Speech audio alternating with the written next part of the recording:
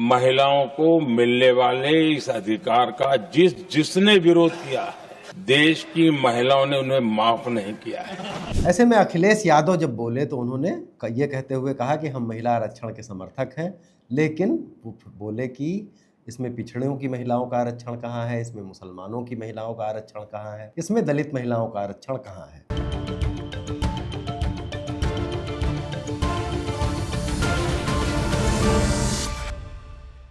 नमस्कार दोस्तों, आप देख रहे हैं बोले भारत। अनुराग अड्डा में आपका बहुत बहुत स्वागत है।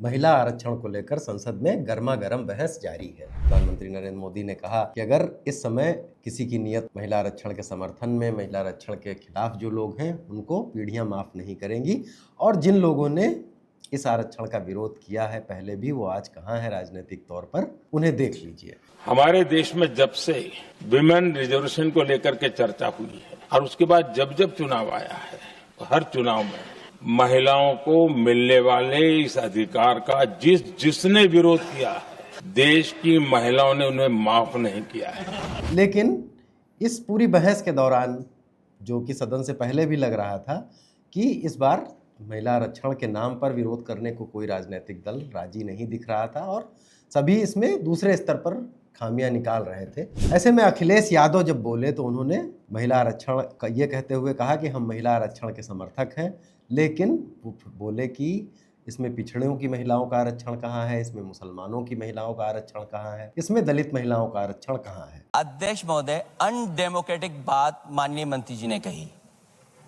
हो सकता है उन्होंने धर्म की बात कही हो, लेकिन पूरा देश आदि आबादी को आरक्षण चाहता है। अध्यक्ष महोदय, मैं माननीय मंत्री से जानना चाहता हूं, क्या मुस्लिम महिला आदि आबादी में नहीं आती हैं? दरअसल ये पुरानी पार्टी की वही लाइन है जिस पर हम अभी बाद में चर्चा करेंगे, लेकिन चूंकि अखिलेश ने मुसलमान शब्द का इस्तेमाल किया तो सुर्खियों में ये ज़्यादा आया कि अखिलेश ने मुस्लिम महिलाओं के आरक्षण की भी मांग की। अखिलेश भी जानते हैं, इधर हिंदू ध्रुवीकरण, हिंदू मुस्लिम ध्रुवीकरण की राजनीति पिछले दिनों से जब से तेज हुई है, अखिलेश इस तरह की बातों से बहुत परहेज करते रहे हैं।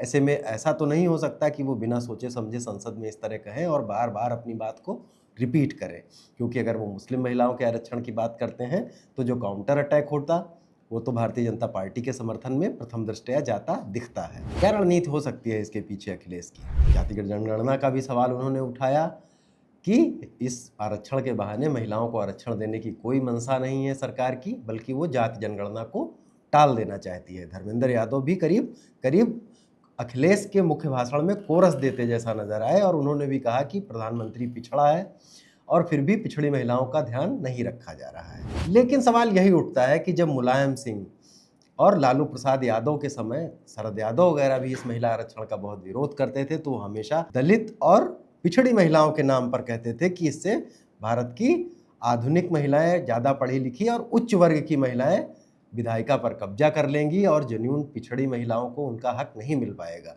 लेकिन मुस्लिम आरक्षण जैसी बातें बहुत प्रमुख रूप से कभी लालू, मुलायम या बहुत आक्रामक शरद यादव के बयान में नहीं मिलेगी, जिन्होंने यहाँ तक कह दिया था कि अगर ये महिला आरक्षण विधेयक आया तो संसद परकटी महिलाओं से भर जाएगा। लेकिन अखिलेश तो बोले और बार बार बोले, सदन में बोले, सदन के बाहर भी बोले कि इसमें मुस्लिम महिलाएं कहाँ हैं। क्या अखिलेश ये सोच समझ कर बोले? जाहिर है इतनी बार बोले हैं और पिछले काफ़ी दिनों की राजनीति से बहुत बचते रहे हैं। ऐसे मसलों पर टिप्पणी करने से उन पर आरोप भी लगते रहे हैं कि मुस्लिम समुदाय का वोट तो ले लेते हैं लेकिन उनके मसलों पर खड़े नहीं होते हैं। लोग उस बात से वो शायद डरते रहे थे या इस बात का बहुत एहतियात रखते थे कि कहीं उनके मुस्लिम मुद्दे पर ज़्यादा मुखर होने से भारतीय जनता पार्टी ध्रुवीकरण का लाभ न ले ले। लेकिन आज एन संसद में ऐसा क्यों? क्या अब अखिलेश बिल्कुल 2027 के चुनाव जब नज़दीक है तो उन्होंने ऐसा क्यों बोला? क्या अब उन्हें लगभग ये भरोसा है कि जो उनका यादव मुस्लिम समीकरण है उसके साथ 2024 में जिस तरह से पिछड़े जुड़े थे वो गोलबंदी अलग अलग जातियों में उन्होंने कर ली है और अब उन्हें केवल मुसलमानों को एक मैसेज देना है, जिसकी कोशिश ये करनी है, क्योंकि बार बार इस तरह की खबरें आ रही हैं कि बहुजन समाजवादी पार्टी भी इस बार जो है कुछ करेगी, और उसकी रणनीति में जो सबसे प्रमुखता से ये बात समझ में आ रही है कि वो सवर्ण समाज, खासतौर से ब्राह्मणों को और मुसलमानों को बहुत टिकट दे सकती है। इसके पीछे कुछ लोग ये भी मानते हैं कि वो जैसा कि बसपा पे आरोप लगते हैं कि वो भारतीय जनता पार्टी की बी टीम होने के नाते 100 से ज़्यादा सीटों पर मुसलमानों को टिकट दे सकती है। तो जाहिर है 100 से ज़्यादा मुसलमान लड़ेंगे तो टिकट तो कुछ वोट बिखर भी सकता है। बाकी समाजवादी पार्टी के साथ तो मुसलमान गोलबंद है ही, फिर भी अखिलेश ने वहां संसद से जो ये बात छेड़ी कि मुस्लिम महिलाओं को अभी आरक्षण देना चाहिए, उन्होंने एक बार फिर मुसलमानों के लिए मैसेजिंग की कि मैं ही मुस्लिम समाज की असली खैरख्वाह तो समाजवादी पार्टी ही है। तो पिछड़ों और अति पिछड़ों के भी मुद्दे पर भी बोले।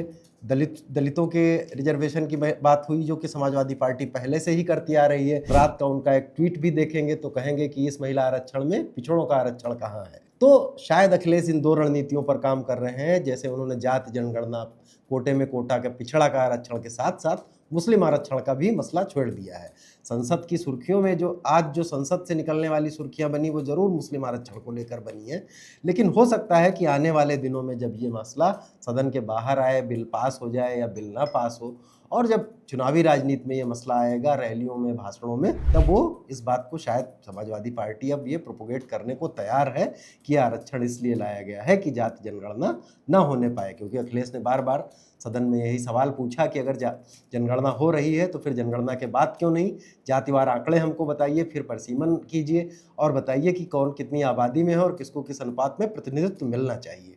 यानी अखिलेश ने एक तरह से पिछड़ावादी, जो कि उनकी पार्टी का पुराना स्टैंड है कि पिछड़ी महिलाओं को आरक्षण इसमें होना चाहिए। अमित शाह, गृह मंत्री अमित शाह ने भी इस पर बहुत तमक कर कहा, अपनी बड़ी जोरदार तरीके से उन्होंने कहा कि मुस्लिमों के लिए धर्म के आधार पर संवैधानिक आरक्षण का कोई प्रावधान नहीं है। तो ऐसे में उनको कैसे दिया जा सकता है आरक्षण? आप 100 के 100 टिकट मुस्लिम महिलाओं को दे दीजिए, हमें कोई दिक्कत नहीं है। लेकिन ये बात तो पिछड़ों के आरक्षण के लिए भी कही जाती रही है। पिछड़ों के लिए भी संवैधानिक प्रावधान नहीं है कि विधायिका में पिछड़ों को संवैधानिक आरक्षण दिया जाए, इसका प्रावधान तो नहीं है। लेकिन क्या अमित शाह इतने ही जोरदार तरीके से ये बात कह पाएंगे कि पिछड़ों को संवैधानिक प्रावधान नहीं है तो हम पिछड़ों को आरक्षण नहीं देंगे? इस बारे में जब सवाल उठता है, भारतीय जनता पार्टी के भी बहुत सारे नेता इस बारे में, उमा भारती आपको याद होंगी, फिलहाल की मौजूदा भारतीय जनता पार्टी के नेता कैमरे पर कहने से ये बचते हैं, लेकिन उनमें भी कोटे में कोटे की बहुत सारे लोग चाहत रखते हैं। लेकिन क्या भारतीय जनता पार्टी इसको उतनी जोरदार तरीके से कह पाएगी कि आपको अगर पिछड़ी महिलाओं के आरक्षण की इतनी चिंता है तो आप 100 की 100 पिछड़ी महिलाओं को टिकट दे दीजिए? जाहिर है कि अखिलेश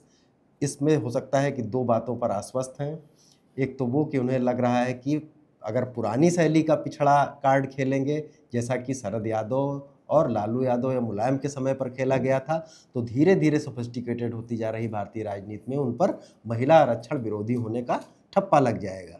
इसलिए उन्होंने इसे जरा बारीक तरीके से खेला है और उसमें मुस्लिम आरक्षण का नाम उठाकर एक ऐसा समूह जो कि उनके साथ पिछले काफ़ी दिनों से कई चुनावों में गोलबंद है, उसकी मैसेजिंग भी कर ली और एक तरह से सुर्खियां भी बटोर ली कि महिला और परिसीमन के मुद्दे पर और लोग भी बात कर रहे हैं, डीएमके बात कर रही है, स्टालिन ने तो बिल का पुतला ही फूंक दिया है और उन परिसीमन की बात कांग्रेस की तरफ से भी आ रही है। कांग्रेस ने भी जो नोटिस दिया है उसमें यही लिखा है कि हम महिला आरक्षण के समर्थक हैं, लेकिन इस बिल में जो परिसीमन की चीज़ें हैं उनका विरोध करते हैं।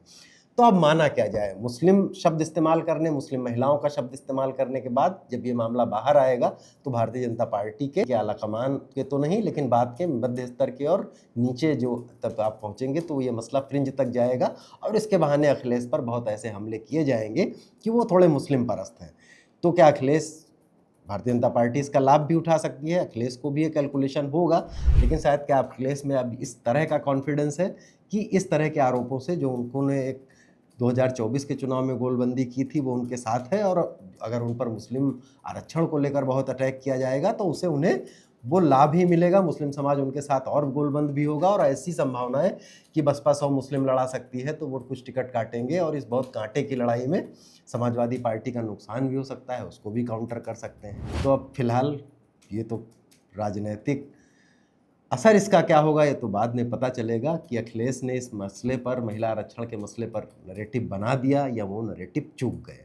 ये देखने वाली बात होगी और आने वाली दिनों में, कुछ दिनों में जो राजनीति किस तरफ जाएगी ये इससे और ज़्यादा साफ हो जाएगा।